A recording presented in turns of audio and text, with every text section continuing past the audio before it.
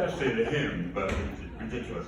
And I'm Bruce Vilanch, and I'm wearing the Golden Girls because they were Matt's favorite, and in the 25 years I knew him, he had memorized a great many of the Golden Girls scripts, and he would recite them to me. Some of them I wrote, and so it was interesting to hear somebody else do them. He was always Dorothy. Always wanted to be Dorothy. So I met Matt about 25 years ago when Jack Law, who brought me up here today, brought me to the Hawaii Theater to MC the Gay Lesbian Film Festival, the Hawaii Gay Lesbian Film Festival. And it's a gorgeous palace, that place. It's absolutely wonderful. And there was an after party, and it was up in the mezzanine lobby. It had a grand piano in the lobby. And there was this guy tinkling on the keys. I don't mean that literally. I mean, he was playing softly. So you wouldn't know it was Matt because Matt was banging on the keys. He was playing softly on the keys.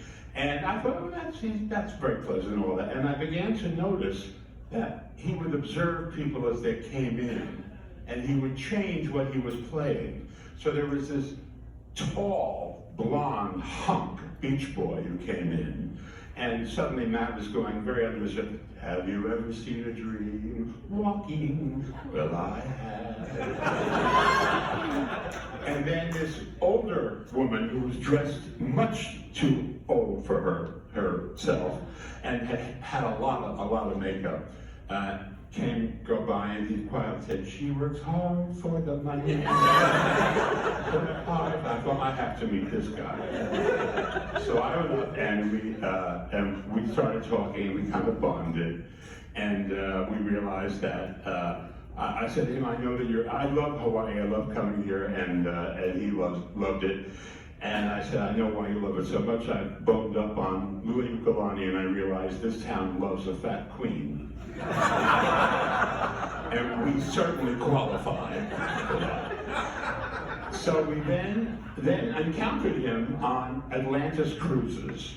Now, these are the gay cruises. For about 25 years I did them. He did many, many more. If you don't know what an Atlantis gay cruise is like, if the Titanic did not hit the iceberg, but beached on Fire Island, and the natives came aboard and took over, this is what roughly Atlantis cruise is like. And he ran the lounge, the smaller room. I was the headliner. He ran the smaller room, but there was no escaping a Matt Yee show. He became an institution, and it's because no matter what kind of a mood you were in, he brought you out of it. He was, I mean, look at this drag. He was fearless. He was incredible. And in addition to that, when you were an entertainer on those things, you had to do other things. They would bring you in. We used to judge the drag shows, which of course on those cruises, people brought a trunk full of drag. I mean, it was unbelievable. And we had a little act going because we discovered we were both, among the things we were addicted to was food. I mean, I am, so we're addicted to food. So we gave ourselves names, you know. He called me Hebrew National. And I called him Panda Express. And we would judge these drag queens as they came up. And around the world doing these things. I've been to every continent with Matt Yee. And I'm not the only one who holds that record. I mean, there are a lot of people that, and every place you might see, I'm Jewish from Jersey, so I grew up on Chinese food. That's all we ate. And so we went around the world eating Chinese food, every place except Hong Kong, where he said, we'll have Italian. And look at me over the table and said, you know, Marco Polo stole lo mein and sold it to the Italians as fettuccine. So that was our other bond. We ate every place we went. He was the most exciting performer, and not only that, but he was brilliant. You know, he was brilliant, and he was and he had a whole world of knowledge about him. He was ceaselessly entertaining and fun to be with. And the performers on the ship, the headliners, went mad for him. They would come to his show and they would be a part of it. And you've seen on some of these slides, but I'm telling you, Cheetah Rivera, Bernadette Peters, Patti LuPone, oh my God, it's Evita Menzel, Billy Porter, Alan Cumming, Andy Bell from Erasure. They worship, and at his feet, Debbie Reynolds, who could drink anybody under the table. Forget the Tammy shit. She could drink like a... She would get up on stage and start rummaging through the wigs, and he had to actually do a double act with her.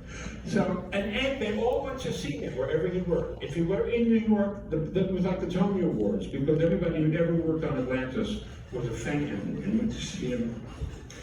But what I particularly loved about him was his ebullience of spirit. I mean, here you call it aloha. We've got nothing to call it on the mainland. He had such life force about him. When he got that diagnosis, I called him and I said, well, what's the next step? And he said, I'm going to Vegas to see Dell. And he did. And he went back to see Katy Perry. And he went to Australia to see the Hannigans. He did all of it. He is a life force. You cannot dim a life force. We are all here celebrating that life force that was not ye. There won't ever be anybody like him again. Not in my life, probably not yours either. And I am so happy I can share this with you today because I know that you are the core of his life. And I just am so happy to be with you. Oh, and one more thing.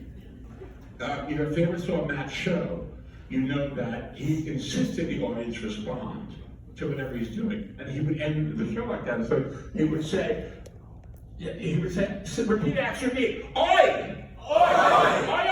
Oi! Oi! Oi! Oi! Oi! Lunch!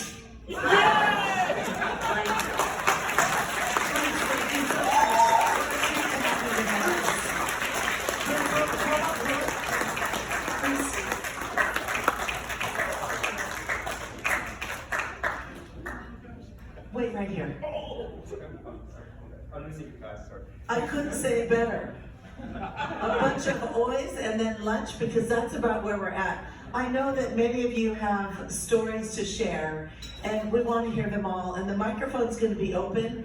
Kevin, our head honcho, will be calling on the tables for you all to go out for the buffet. And just before we do that, I want to have you take a look at this man. He's held it all together. He's done an amazing job wanting to have the celebration of life. And he just happens to be wearing his husband's jacket. Would you like to say a word before we go to lunch, honey? You're good.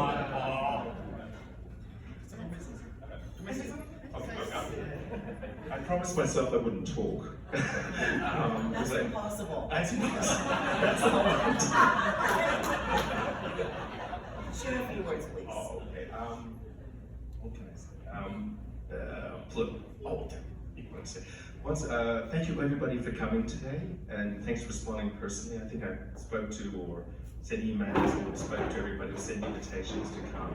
You're basically, as what Brucey was saying, at the core of all the people we've known in our relationship for about 30 years, and I was working here in Kikella for many years, and he was my confidant, and when I used to tell him stories, he'd always make me feel better every time, and I used to get to work much better. And the same thing for him, when he was doing the shows, I would be his confidant as he's working through the audiences. So we always had a blended experience, and that's what. And that's probably what I miss is the companion, the person that sort of sits with you, and you go back and forth, and you sort of feel the love and the care.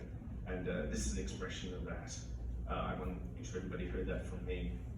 Also, especially want to thank the people who have traveled today. My sister and my cousin came a long way. And they enjoyed the travel, by the way. I did upgrade my sister, so she's fine. And also my dearest little niece too got upgraded. Yay! And I think Peter, you got upgraded with Boris, yeah. So I got everybody upgraded. That was the upgraded goddess working. So thanks, guys. And once again, enjoy the food and please eat as much as you can. And once again, the props and the dresses are available. Just drag them, take them, whatever you like. I don't want to take them home. No pun intended. Just drag them. He's so good. We might have. I think Paul's going to be moving into theater.